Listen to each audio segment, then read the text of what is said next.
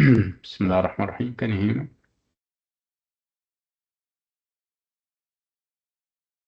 Hello. Morning. Good morning, everyone. Yeah, I want to make sure that you guys can hear me. Raise your hands. Okay. So this is EA300B, and this is our first class. First class during Ramadan. That's why we have to kind of shift from 10 a.m. to 11 a.m. and we're meeting for 1 hour and a half. So what is it that we're doing this morning? We're finishing off the Tale of Peter Rabbit. Okay, so you can stop using the chat now. If you would like to say something, come to the mic and share it with us, because otherwise it's very disruptive, as you are all aware. Again, I'm saying that we're finishing off the Tale of Peter Rabbit. We've been talking about it for quite some time, whether here or in the master class. And I think by now you have gathered a lot of information about it. I mean, we need to turn this information into knowledge that can inform your discussions about the tale and about the story in the midterm exam, and also even in class activities. So how much do we still remember from our discussions of the Tale of Peter Rabbit? So by now, when I say the Tale of Peter Rabbit, what comes to your mind? Come to the mic and share. It shouldn't be one direction where I say everything and you don't even react. So let's make it bi-directional. You say something and I say something. And it's 11 a.m. It's not, 8 or 7 a.m., obviously. So you have done or you have taken enough sleep and, relaxation and everything. So the tale of Peter Rabbit, when we talk about the tale of Peter Rabbit, obviously we talk about the fact that it has this combination of image and text. We talk about the author and the language that she uses. We talk about the content itself, talk about the ideas and the issues spawning out of the whole thing, right? And this is actually what we're doing today. We have a number of secondary sources, and the discussion is inspired by and is informed by those sources. We have them all included in the book that I shared with you. I'll show you the book in a minute, and we're going to navigate through the different sources. I think we have 4 different articles on the tale of Peter Rabbit alone. So again, what do those sources talk about? Obviously, they move from whatever is formal, from form, focusing on the aesthetics, uh, focusing on what makes the Tale of Peter Rabbit stand out in terms of imagery, in terms of drawings, and then it transitions to whatever is substantial, talking about the content, the messages, and the ideas. So this is how it goes. This is the trajectory of the sources that we have. Again, there is room also for talk about the author herself, her language, and whether she was intentional about what she was doing or it just happened. I don't know whether you have read the sources or not. Let me share where they are, and we are on our way.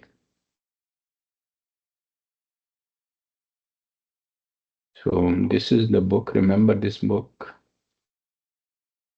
So children's literature, classic texts, and contemporary trends. Remember, this is um, a series of articles on children's literature in general and on the different works that we have. There were articles on Tom's Midnight Garden, and we also have articles on The Tale of Peter Rabbit, and also Voices in the Park when the time is right. Okay, so let's go to the part on The Tale of Peter Rabbit, because yeah, and this is the thing that concerns us, at least today. So it's Beatrix Potter, The Tale of Peter Rabbit. So what do we have? We have the introduction by Sharon Goodman. We have Margaret Mackay's article, Peter Rabbit, Potter's Story.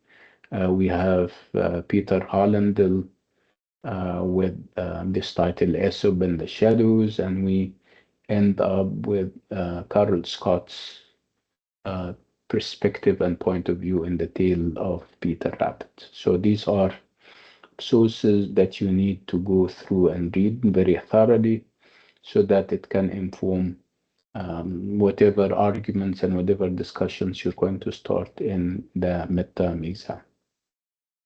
Typically, with Sharon Goodman is obviously introducing the other articles. It talks about, a number of, issues having to do with the publication of the book, and how it came about, and then it moved on to talk about themes and ideas that the book addresses and talks about and engages in.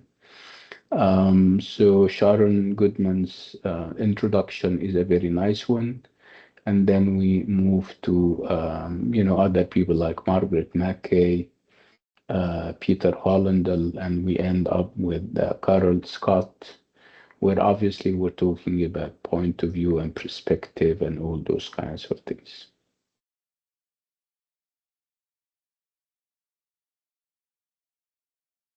So this is the part that has these different articles. So this is the introduction by Sharon Goodman, like I said, Beatrice Potter, The Tale of Peter Rabbit. And this is obviously the different parts that she's addressing. She talks about reception and how the book was received. She even speaks about the different versions that the book has. Um, and then um, she talks about the essays ahead, the different essays, whether by, McKay and Holland and others. And then we have the essays themselves. Like I said, Peter Rabbit, Potter's Story by Margaret Mackay. Again, Mackay is talking about the different versions and how it was at the beginning. It was like perhaps a long letter sent to one of her friends, and then she thought of making a book out of it. She reclaimed the letter and she started to work on it, and then she started to kind of tweak it so that it can be ready for publication. And then she started the journey of looking for a publisher. It wasn't an easy job, obviously. There were lots of tweaking because this was not originally meant as a book. And also she has some principles that she didn't want to, kind of to compromise, the idea of not talking down to the reader. The fact that she was also a biologist, and she's interested in anatomy, and that would also reflect on the contours of the characters, how they are portrayed, and the other aspects. And then the tale itself, I mean, talking about the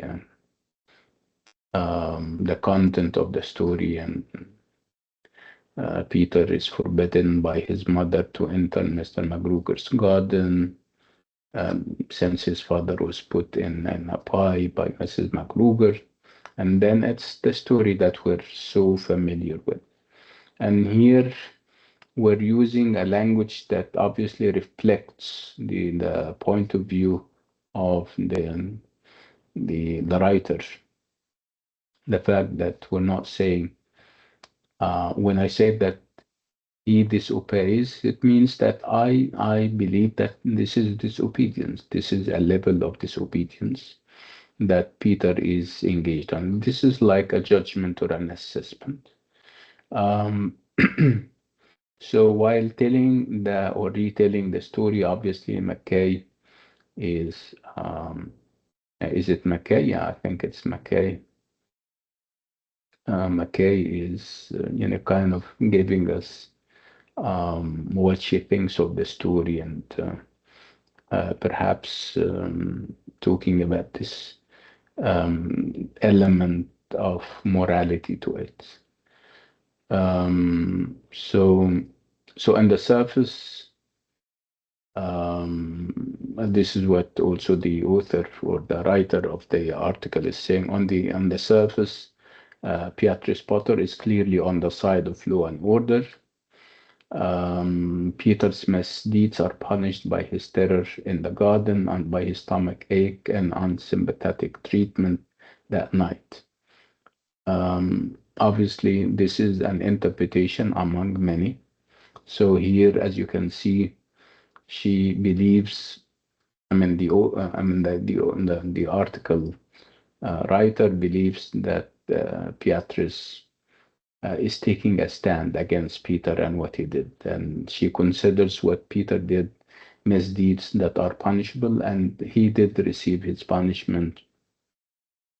And again, it was incremental. It started off with the fear that he had in his heart when he was running and Mr. McGruger was running after him, and then the stomach ache that he was inflicted with, and then what the writer is referring to as the unsympathetic treatment by his mom and at night, and the fact that she used chamomile tea with him, and while everybody else was obviously eating, a diverse meal. Again, there is this element of detachment, that detached tone with which Peter describes Potter describes Peter's disobedience actually functions to raise the question of just whose side she is on. So at one point, she makes you feel that she is on the side of law and order, and what Peter did was disobedience and breaking the law. But over time, you also feel that there is detachment in the tone, and that would trigger the question whose side she's on now. Perhaps she's neutral. She's presenting us with the different kind of angles of vision, and it's up to us to decide. So obviously, um, the language is also perceived as brisk. The pace of the telling is sharp and lively. Again, she's saying that the author is adopting a matter-of-fact attitude that suggests that Mr. Rabbit's strictures about the garden never had a chance with a young rapscallion like Peter. Again, she stresses the idea that the wording was very spare and polished, and it's more than just brisk. It's supple and elegant without a superfluous selling. Again, she's also referring to something interesting, that when in doubt about, you know, style and what to use, what idiom to use. Obviously, Potter was moving on eggshells, writing or perhaps drawing and writing the text. So every time she's in doubt about her style, she turned to her Bible, which encouraged her to cut and simplify. Again, she also talks about the idea that Potter has always refused to write down to her young readers. She perhaps wants the readers, perhaps she wants to educate them, and she want them to go up to her in terms of level and style. Um, So this is as far as the formal aspects are concerned, and then there was this move to the content and the substance itself, where there is reference to Mr. Rabbit's, the father, and his horrible fate. Um, the wording is delicate, as well as robust, and it's also very um, kind of um, laser focused. And it doesn't, she doesn't, I mean, the mom never explained how and why. And your father had an accent there. He was put in a pie by Mrs. McCruger. Obviously, there is euphemism here. I mean, euphemistic, being euphemistic is also, it can tell you a great deal. Euphemism is when you, in order to play down the overtones of a word or something, you use a lighter word. So instead of saying that he was murdered or killed, she's saying that he had an accident. Um, Again, using passive in order to avoid commitment. Obviously, again, we're saying that she's adopting a cavalier, matter-of-fact attitude to stuff, and we don't have those emotional loaded I mean, expressions. Um,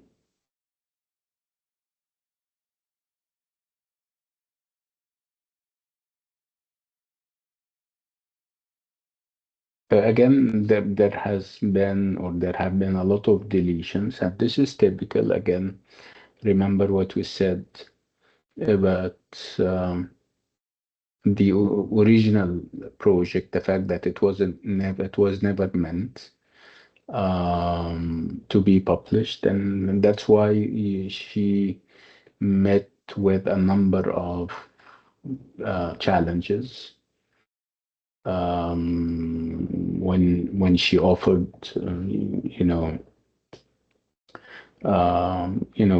publishers the manuscripts. I mean, some of them even advised that she cut down on the number of colors and stuff, which and pages, which with an illustration, which she did eventually. She approved all the changes. Um, Again, and this is perhaps a blessing in disguise, because the tale in its existing form is a real classic and a real uh, masterpiece. So Potter in the book provides an authoritative, uh, though not intrusive, narrative voice. Her editorial comments are direct. You have examples when she says "good little bunnies," when she says "very naughty." And the narrative eye appears only twice, but the feeling of a story under the control of the storyteller is always present. Again, the significance of and the underlying messages are very important. Again, it's about Peter disobeying his mother without a moment's hesitation, and also had powers of punishment. Those powers of punishment appear to be limited to doses of chamomile tea. Her response to the loss of the jacket and shoes is confined to wondering. The threat represented by Mr. McGruger, however, is obviously enormous. You have seen Peter running and hiding. You have seen him in a state of very real jeopardy. Um, and obviously, yeah, he was terrified. And obviously, whoever read the book was also terrified, and at least for Peter. Again, it's not very clear, but it's not also camouflaged.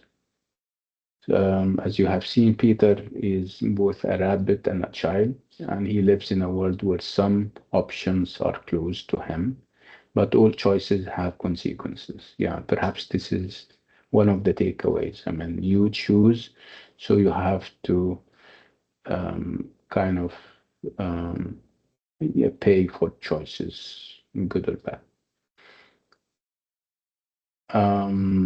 And then he develops this awareness of his own mortality.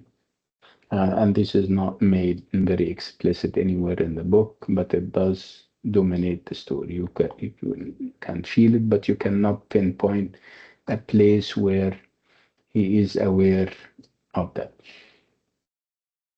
Again, there is talk about gender.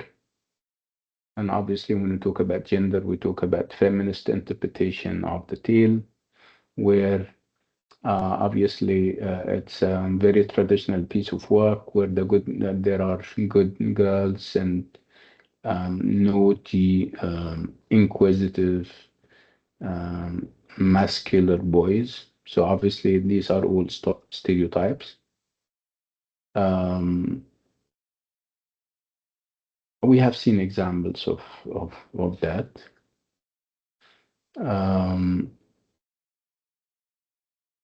Again, they are what we have seen is that those different roles are played out, and obviously Porter does not take sides.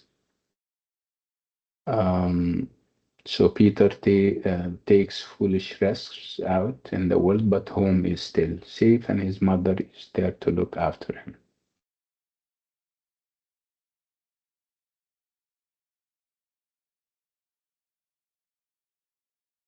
Again, overall, the tale is obviously about the how to work out the limits of obedience. There is also talk about assertion and choices and their consequences. And then there is talk about the pictures themselves and how they reflect all of the above. And there is talk about the different elements and the gutters and the page turners and how effective they are. I think I have a video on that I would like to share with you. Let me look for that. But you'll have to read, still have to read the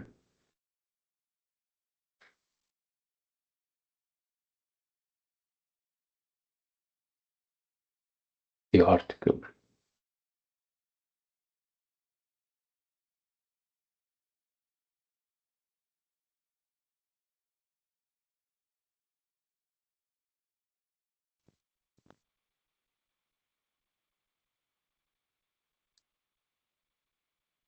Okay, so we've all seen this book. You know, Can you hear that?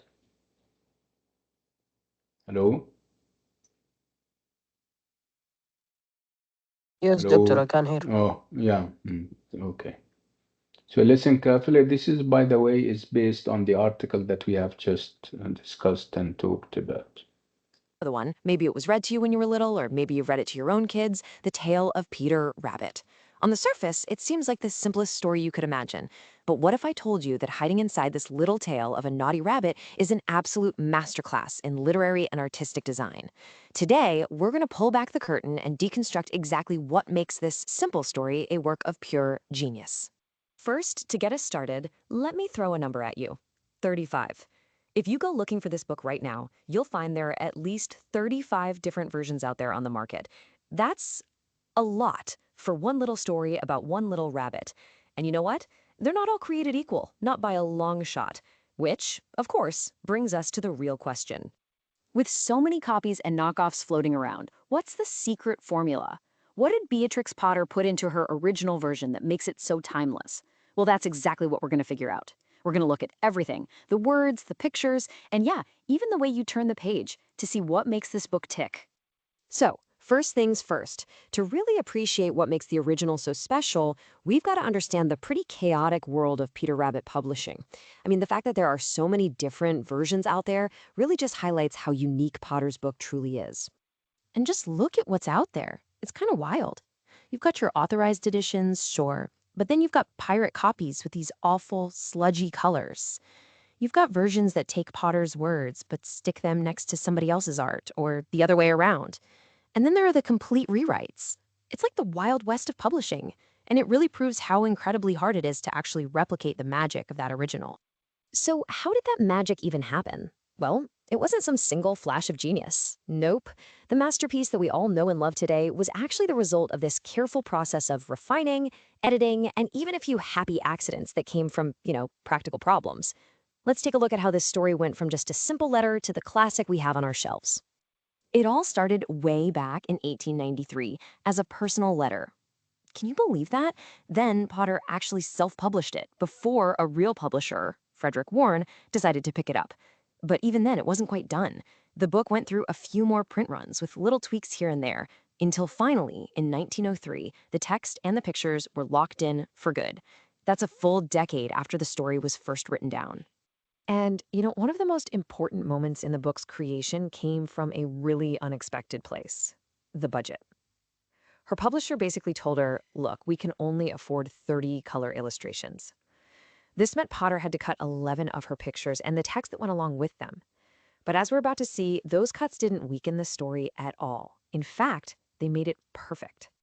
All right, let's talk about the words themselves, the text. It feels so simple when you read it, but Potter's writing is unbelievably deliberate and sophisticated. She never, and I mean ever, writes down to her audience. The best way to describe her style is spare and ironic. The words are super direct, but there's this detached, almost witty tone to it all. So on one hand, it seems to be all about law and order, right? Peter disobeys, he gets a stomachache. But the way it's told, it almost feels like it's celebrating his little rebellion. You're left wondering, whose side is the author really on? It's just wonderfully ambiguous. This sentence right here is the classic example. Just listen to the language. Implored him to exert himself.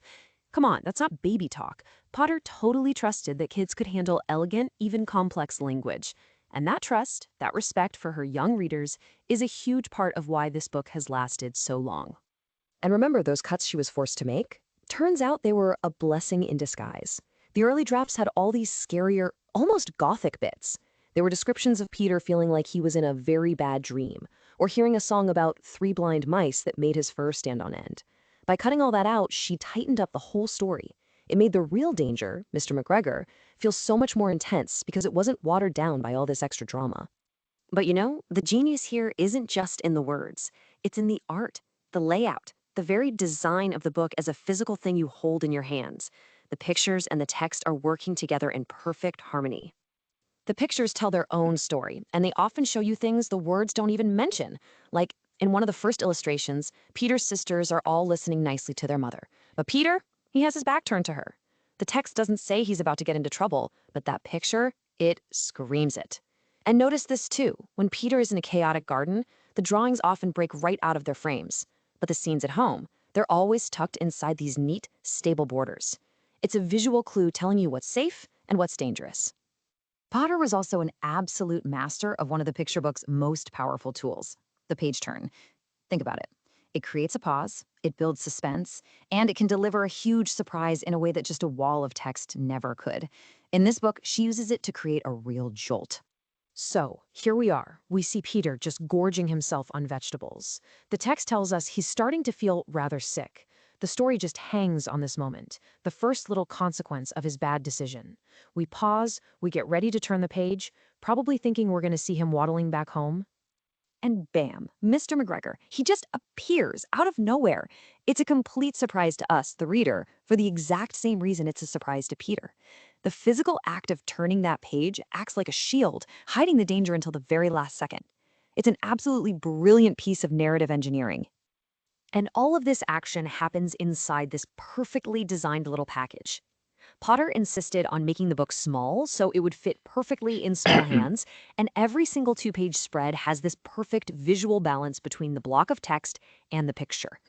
And all that white space around the edges, it creates this feeling of calm and control, even when the story itself is full of chaos and panic. So, when you put it all together, the witty text, the clever pictures, those masterful page turns, and that super controlled design, you get to the heart of the book's genius. It is all about balance. And here it is, the book's core tension laid right out, you see? For every single element of chaos and risk, there's a matching element of order and safety.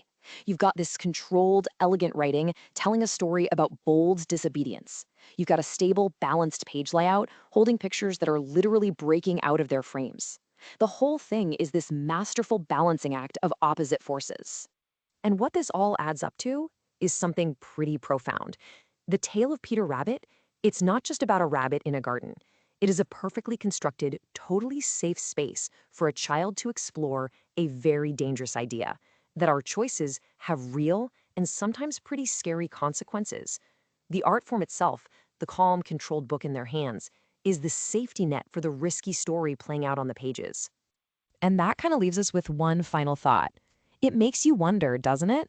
How many other simple children's books, the ones we totally take for granted, are actually, when you look a little closer, these perfectly engineered works of art? Something to think about.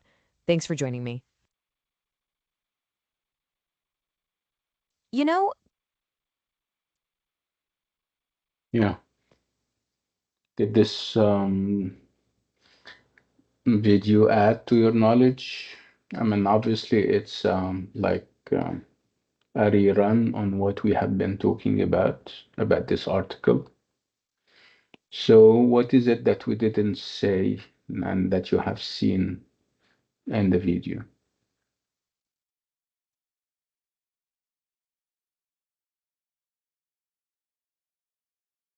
Come to the mic and share.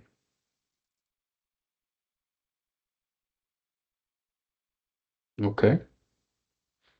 So again, so the article now it's made like like I said, that's this visual. This video is based on the article that we were reading together.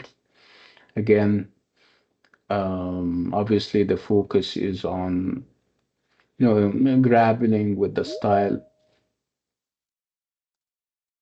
of the writer and deciding on what side she's on. Is she neutral? Is she giving us examples of disobedience that should be punished? Again, the idea that she doesn't read or talk down to the reader. Her young readers are obviously invited to elevate themselves so that, or perhaps she has this confidence in children, and she believes that children are more knowledgeable than lots of us give them credit for. So perhaps this is her perception of children. That's why she doesn't kind of talk down to them. She assumes that they will understand. Again, we keep saying that there are things that if read in the text, they wouldn't mean much. They wouldn't capture what she really wants to kind of get across to us. But when you go to the picture, you get the whole message. You feel the horror. You feel all those kinds of feelings that Peter was going through. Remember that we are reading things from his own perspective and his point of view, and even the line of vision, we happen to be sharing that with him. So this is also very important, and this is intentional and meant. The article is also about the use of gutters, the use of page turns, and their functions and purposes. Building up suspense and keeping stuff, uh, um, you know, cliffhanging and all those, uh, you know, gimmicks. But obviously, they are not artificial gimmicks. They are meant to prepare us for things happening ahead. They are all meant to make us share the experience and feel what Peter was going through. Again, there is also talk about gender and how people who take up the issue of gender, how they can be dismayed and frustrated by seeing, a replication and stress on the idea of gender roles and traditional gender roles where the girls are seen as are portrayed as docile and overly obedient, and while the boy is typically presented as daring, inquisitive, um, wanting to know, wanting to explore. So these are all gender roles that seem to be preserved and observed. Again, that would also um, kind of make us ask questions about how neutral the author is. So she's giving us mixed signals. At one point, you would feel that she is on the side of law and order and believes that what Peter did was disobedience.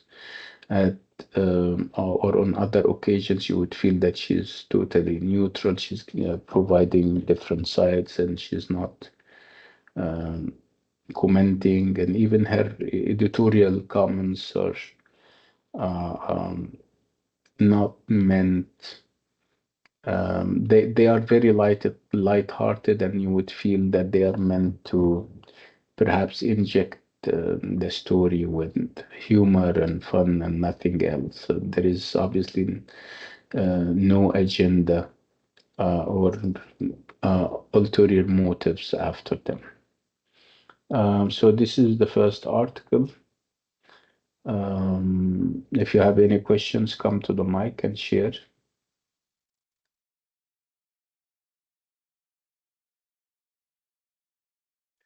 There is another article by Peter Hollendale, and it's called Aesop in the Shadows. And the reference here is to Aesop, the great Greek fabulist.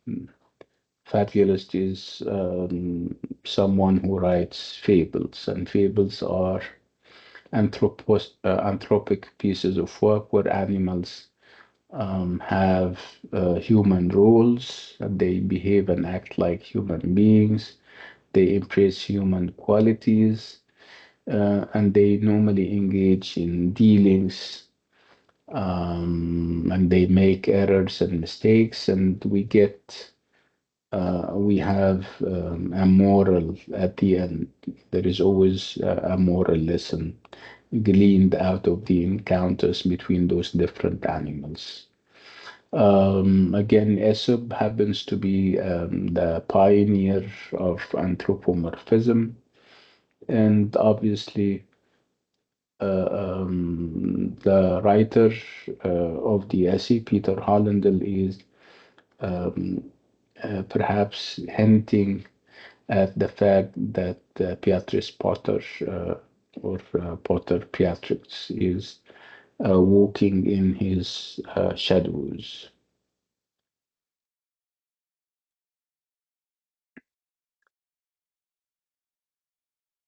Again, we said that where people keep asking why animals, and obviously this is also meant to create this kind of distance between the reader and um, the book. And again, we cannot freely talk about things that human beings do. You cannot name the name, and sometimes you need to have a strategy or two in order to avoid direct commitment. So one way of doing that would be using animals in literature.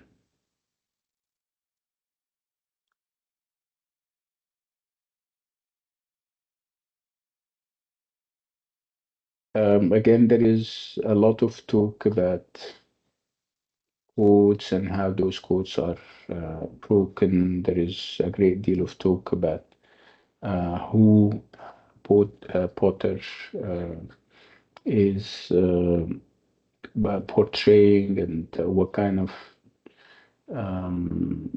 um, what kind of Peter she wants us to go away with.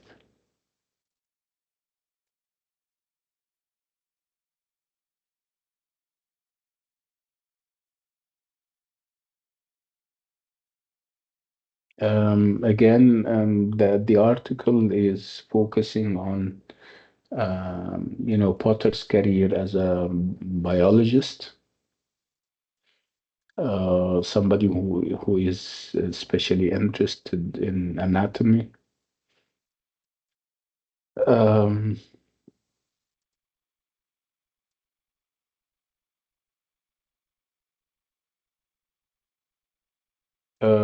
and there is also talk about the incongruity of what is being said. And again, and this is actually not an error. It is at the center of Potter's originality and the source of her pervasive influence on the modern animal story. And this is perhaps a survey of the different engagement with the book and the different remarks that people had about it. Again, there is this reference to the fact that we're talking about an anthropomorphic human comedy.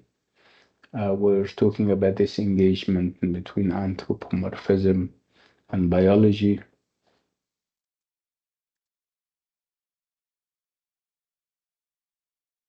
Again, talk about what is it that Potter was interested in that could have been reflected in her book, the fact that she was also interested in natural history.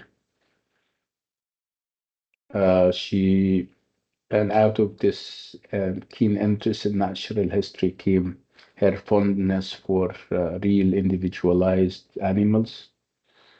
Um, I mean, that is reflected in, the names and Peter, Peter Rabbit, Mrs. Tiggy Winkle, and others. Um, Again, you also have this.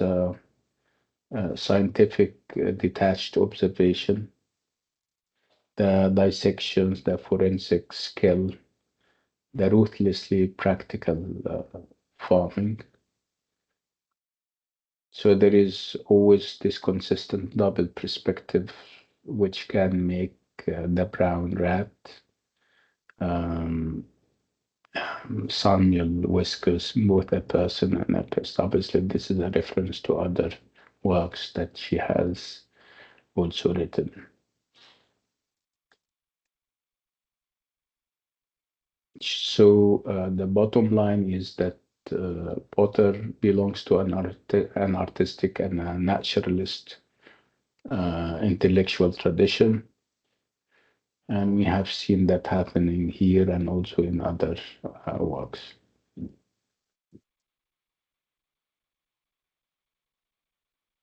Again, the question remains whether she was a fabulist, which means that she writes um,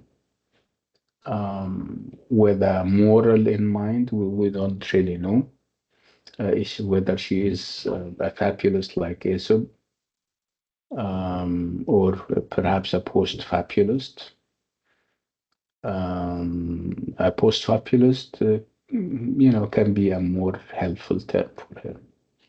It is true that she recognizes Aesop, and she expresses, of course, a debt to him as an ancestor, but he is truly in the shadows, while she is an imaginative artist in the daylight of a scientific age. So to say that she is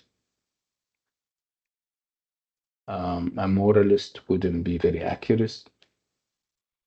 It is, again, it's easy for us as readers and also as critics to say that there is a moral, but you cannot really tell whether she would have agreed with us that there is a moral to the whole thing.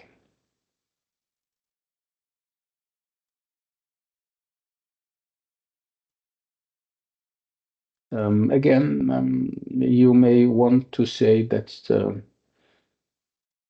she has those commonsensical attitudes to stuff. I mean, that wouldn't make her a pure moralist. I mean, she's a realist, and perhaps what she has seen at the beginning or what she has created was meant to say that there is a level of disobedience, but she doesn't go very far with that. Again, the reference to the chamomile tea and um, what it means, punishment or a reward, reassuring, care.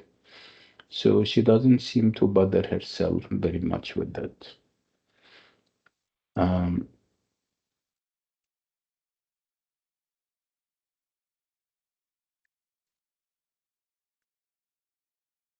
she's morally aware, but it doesn't mean that she is totally there. She is more of a subversive author. Um, Again, perhaps turning things on their head so that we can stop and think.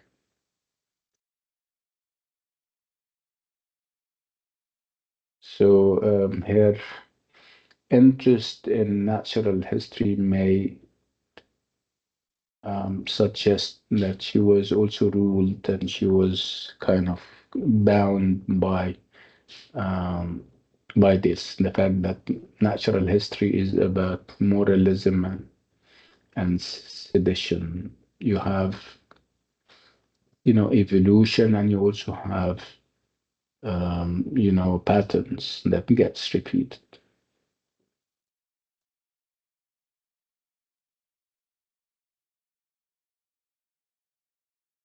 Again, these are all things that are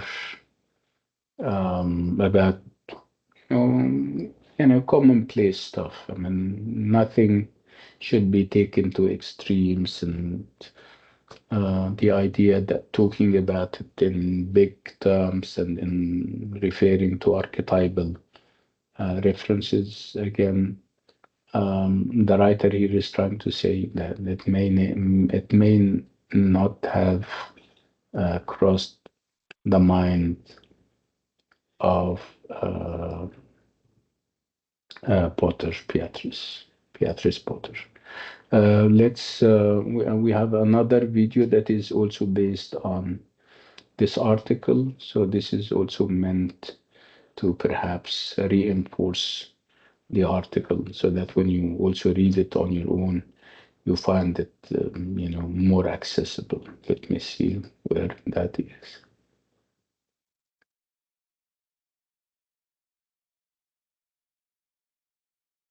You know, Peter Rabbit. You know, Peter Rabbit. Can you hear that? Hello? Yes, doctor, it's clear. Okay, okay. So let's hear that.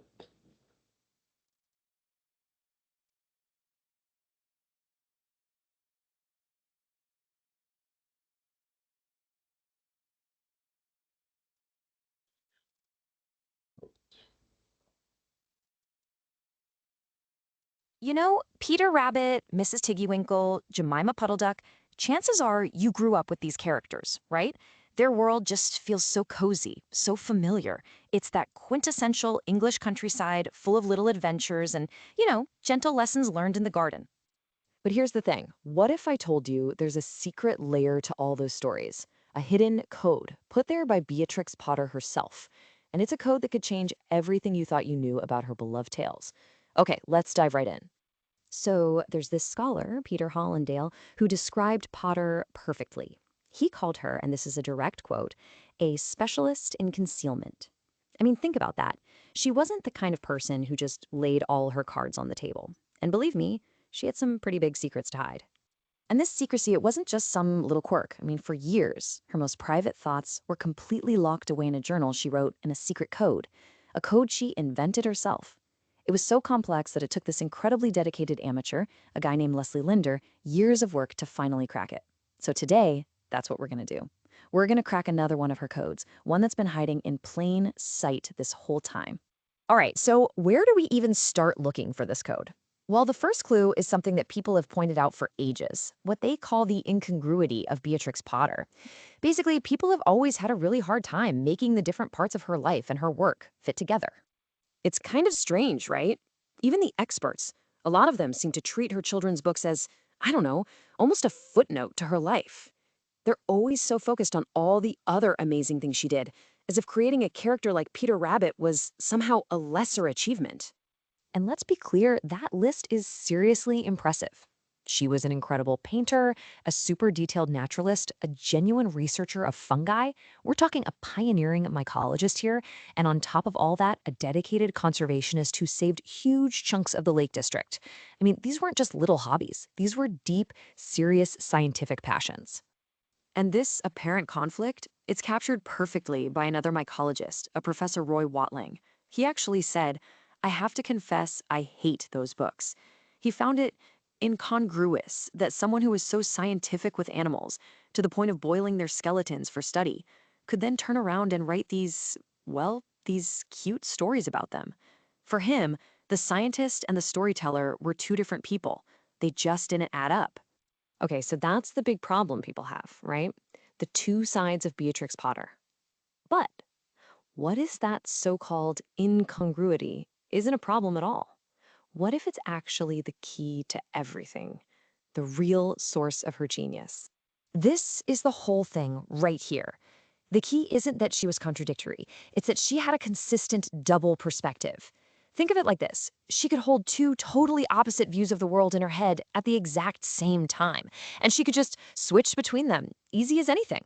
So on one hand, you've got the artist. This is the Potter who saw animals as little people, with distinct personalities, just like Peter Rabbit.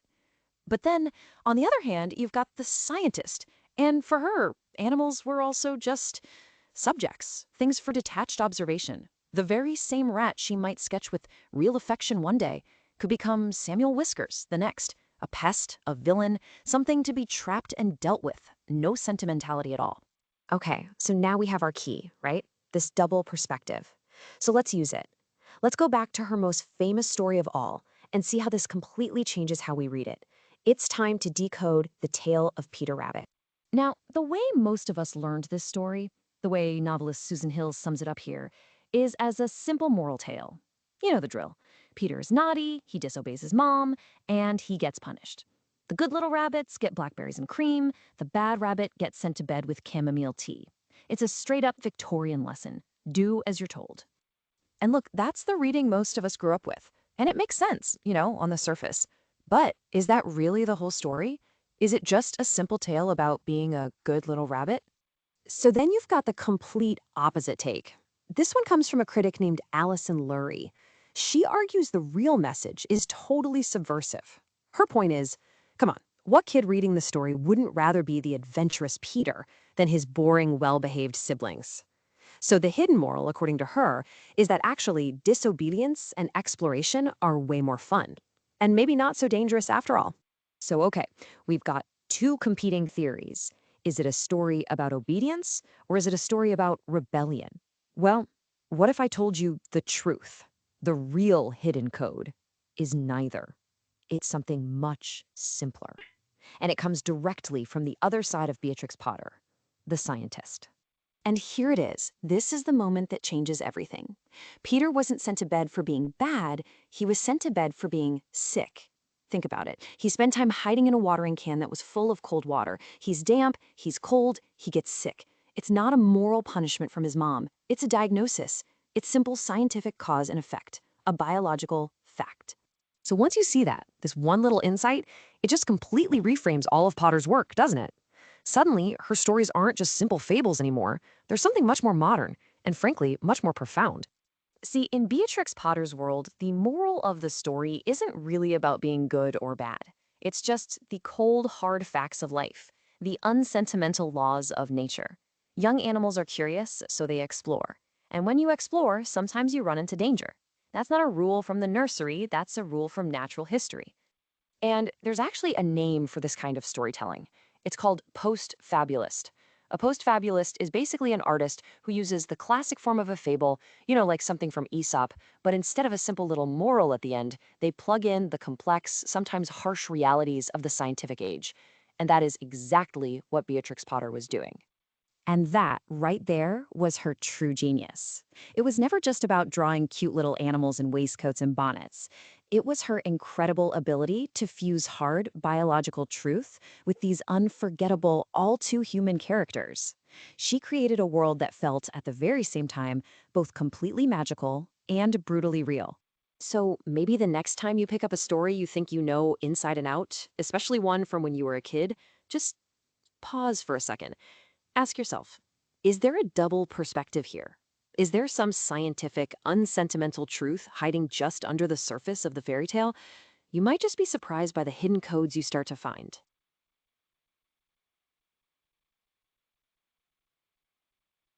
Yeah. What do you think? What are the takeaways here, if any? Okay, so we'll take a 10-minute break, and when we come back, inshallah, we continue. So I'll see you in 10 minutes, okay?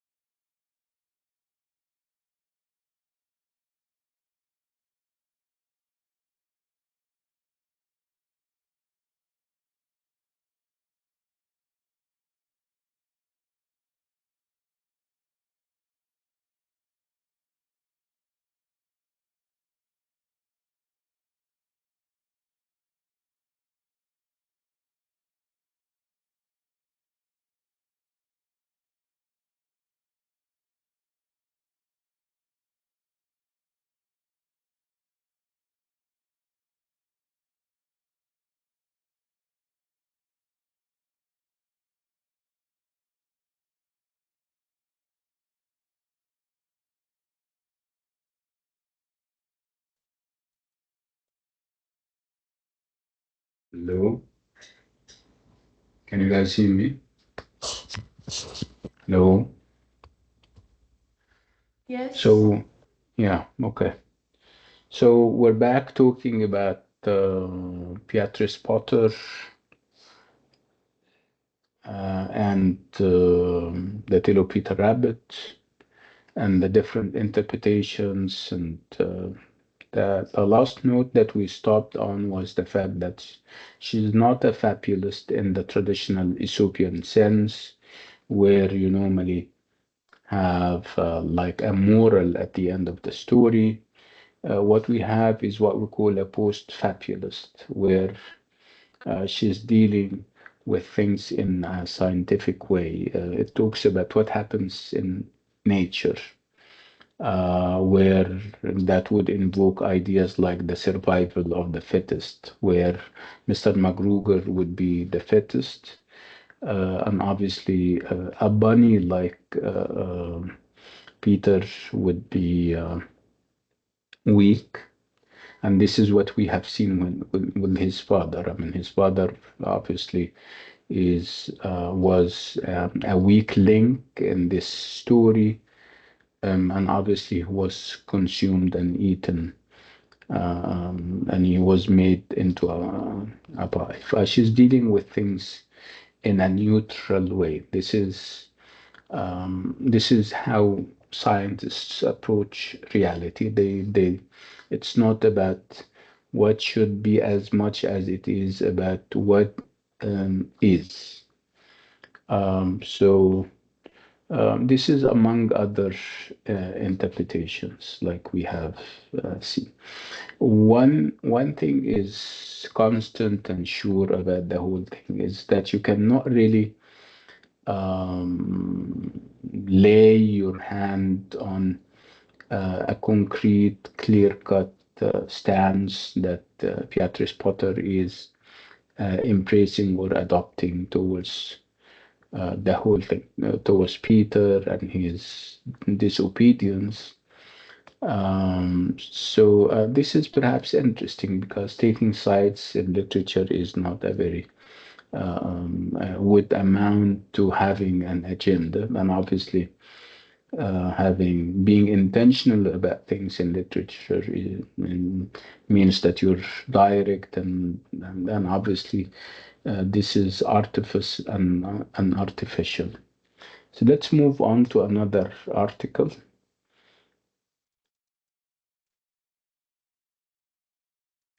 And obviously, it's Carol Scott's perspective and point of view in the tale of Peter Rabbit. Again, by perspective, we're here talking about how things are projected and how the drawings are and the illustrations are reflecting things, and that can take us to a level of interpretation where the image would kind of align with the text.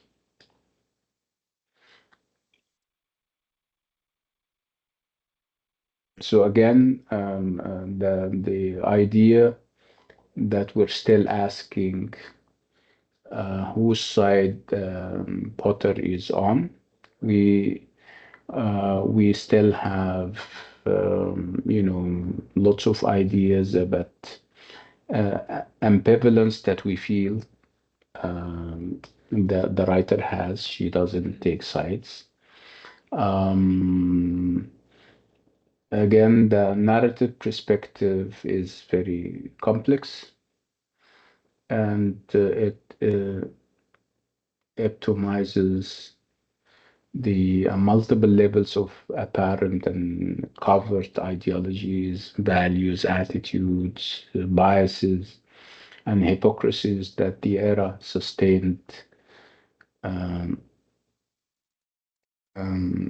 towards the whole thing, towards the whole story. And again, this is very obvious.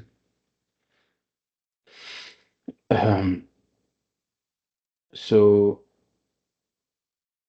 in the case of Peter Rabbit, with Margaret Mackay, we have this very famous quote where it says, on the surface, she is clearly on the side of law and order. Remember, this is what we said about McKay and how she sees things. But again, McKay, in the same breath, is saying that there is this detached tone with which Potter describes Peter's disobedience. That is actually meant to raise the question of just whose side she is on. Again, this is the starting point for this essay, and the writer is saying that would deserve careful attention. And she moves more towards whatever is static, whatever has to do with the techniques and forms of communications that Potter is using to convey her ambivalent perspectives. And that also would lead us to examine the nature and role of Peter, the protagonist. Again, there is a great deal about those moralistic overtones that pervade the books, especially the verbal part of it. And again, and that it's only adults and their words are recorded as spoken. We never hear, for example, directly from Peter or his sisters. Again, the writer here, the writer of the article, is stressing the fact that she perhaps is not alone in her judgment that the sympathies of Potter and thus the reader are with Peter, despite his naughtiness and his flouting of the adults' received wisdom.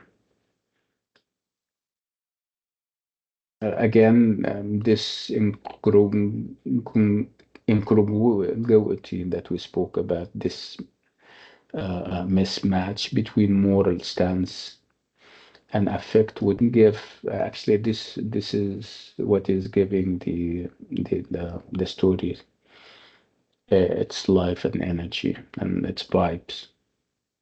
So it is true that Peter disobeys his mother and causes her an anxiety and grief, obviously by committing this trespass and theft and by evading paternalistic authority, as symbolized by Mather McGruger, who represents the landed sector of society defending its borders from the propertyless raid.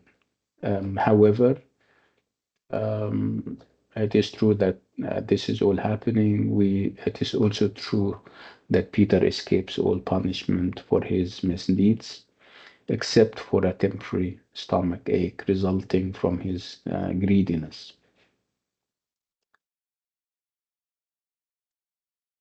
And again, we're also very careful and cautious when it comes to uploading Peter's actions as revenge for his father's death.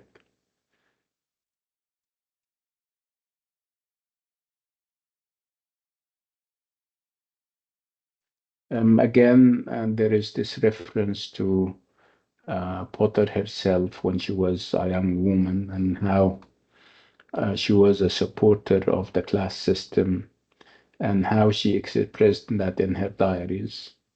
The fact that she reflects or she communicates lack of sympathy with unemployed writers, so to whose antisocial actions she was a witness. There is still little doubt that Peter, who stands for rebellion on all fronts, is the hero of the story. And it is also clear that the techniques Potter is using to manipulate her reader to identify with Peter are clear, and the characteristics of this unlikelihood will form the focus of the whole discussion. Again, we're talking about this interaction between the word and the image, which obviously this alliance is meant to establish perspective and point of view.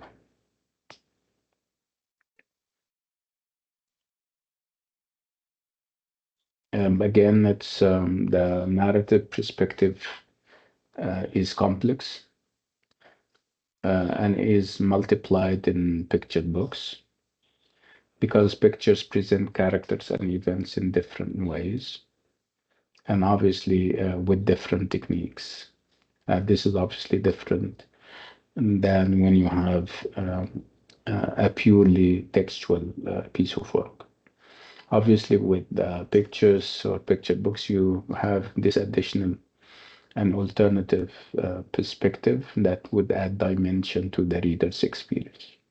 So you have this evolving dynamic between the verbal and the visual, and that would deepen the reader's involvement in and comprehension of the story.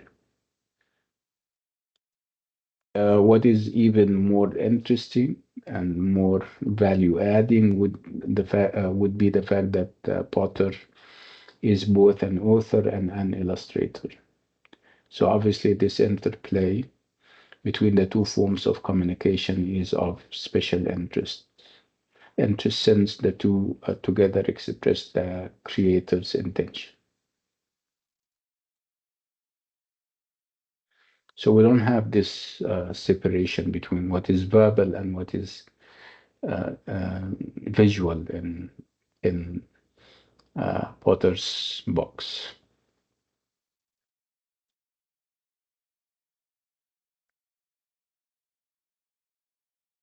So this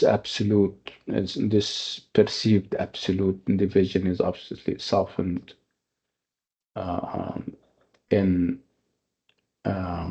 her books, especially in the Tale of Peter Rabbit, by the irregular shape of the picture, which gives it a sense of freedom on the page rather than a feeling of being fixed in one place of.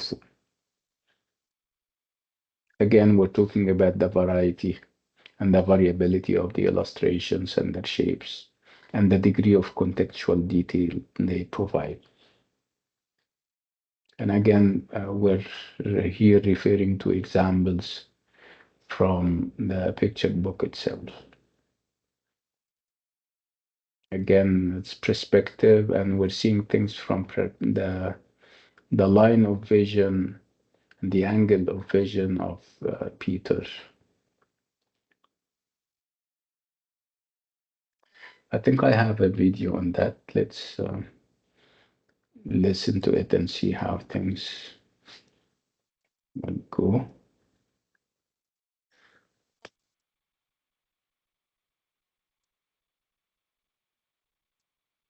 All right, let's talk about Peter Rabbit. Can you hear that? Hello? Yes. Okay, good. Let's do it.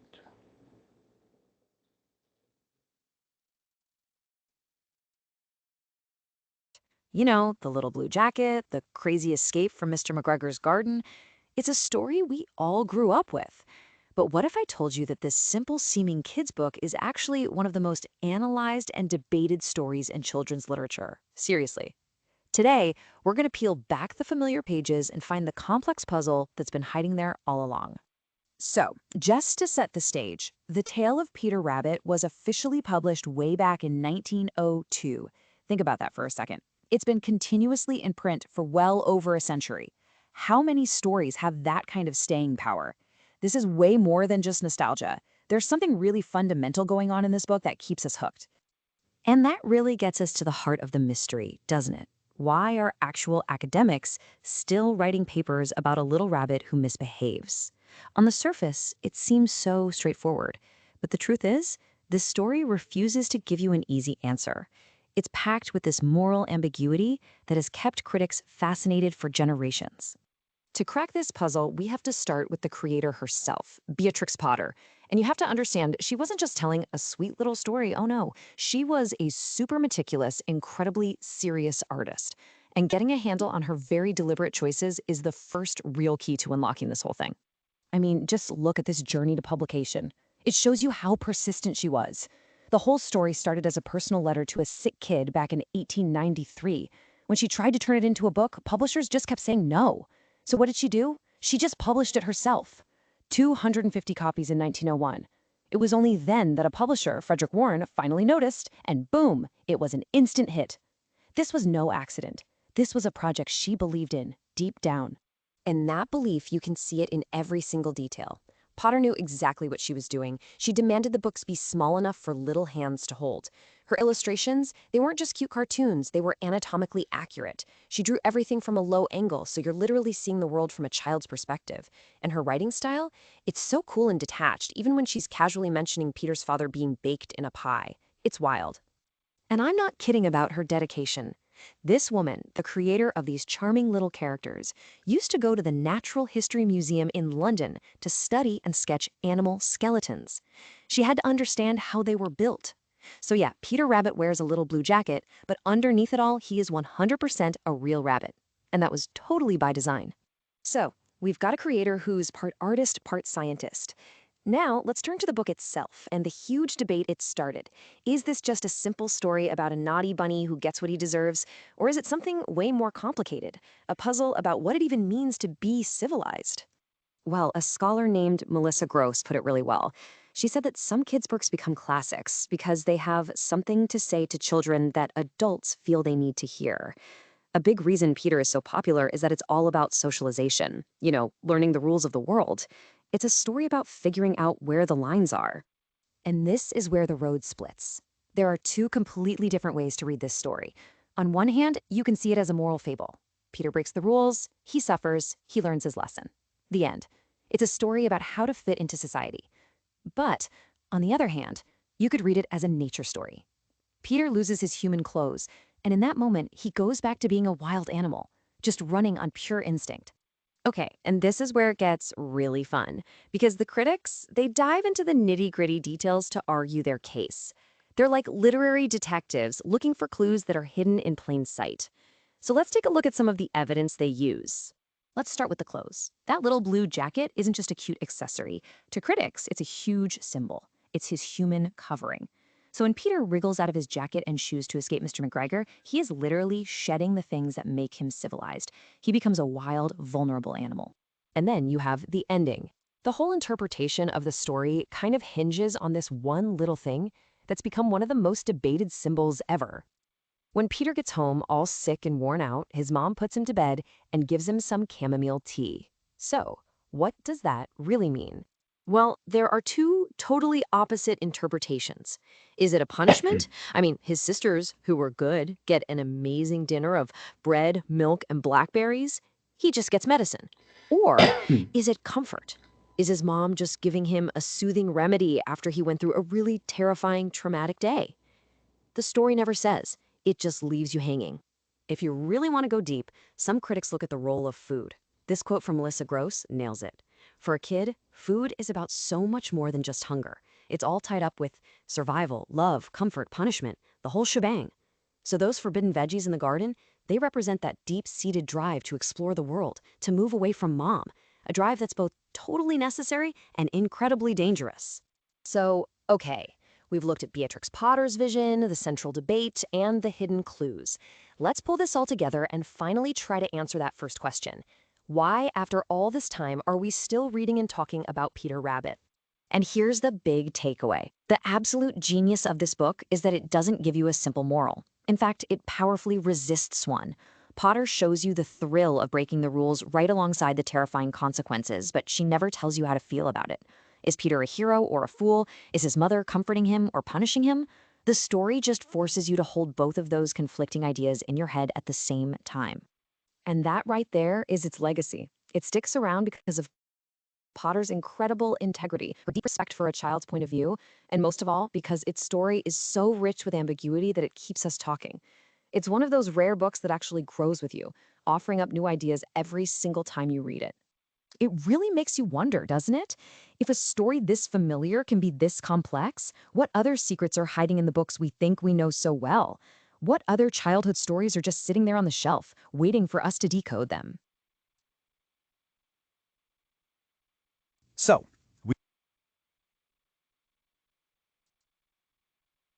Clear? Is that clear enough? Okay. Let me just remind you that you will have an in-class activity at 4 p.m. today on LMS for 5 minutes. Okay, so it's multiple choice questions that we're having on Tom's Midnight God. Well, I think I finished what I wanted to say today. I'll see you in the master class on Thursday, inshallah. But before we leave, if you guys have any questions, come to the mic.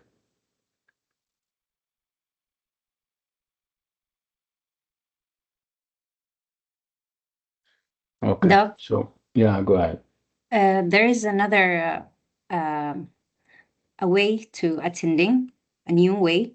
There's students say there is a new way to attendance the students that change I can from send. I mean, I manage that. You don't have to worry. If there is something that I want you to do, I'll let you know, inshallah. Don't worry. Thank you. You're welcome. Yeah, I'll see you. Don't forget the in-class activity today at 4 p.m. inshallah. Assalamu alaikum.